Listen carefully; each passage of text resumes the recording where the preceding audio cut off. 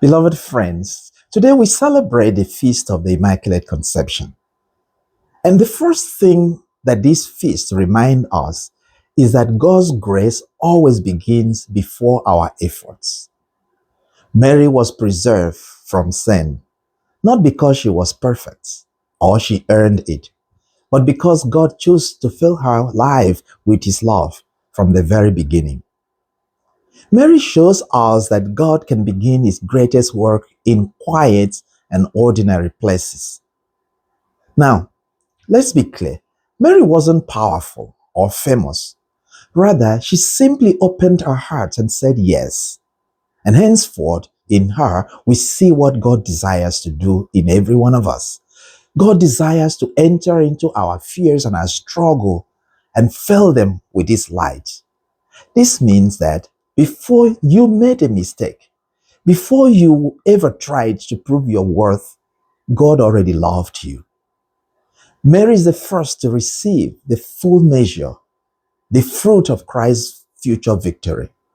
In Mary, we see God's pure initiative. Salvation begins with grace, not with human achievement. Therefore, Mary's life reminds us that holiness is not a burden we carry alone. Instead, it is the first gift we receive from God. Now, celebrating Mary's Immaculate Conception is not to make her a goddess or distant from us, but to remind us that grace begins before the story gets complicated. Thus, Immaculate Conception speaks to the very heart that feels unprepared, unworthy, or overwhelmed. How many times do we think God cannot work in us because of our humanness?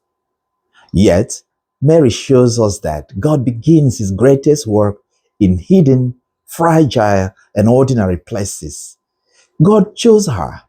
God chose an innocent, unknown girl in Nazareth and filled her with His light so that she could bear Christ to the world. Therefore, Mary's purity was not isolated from suffering. Her life was marked with questions, poverty, exile, and a mother's heartbreak. But through it all, she remained open to God's presence.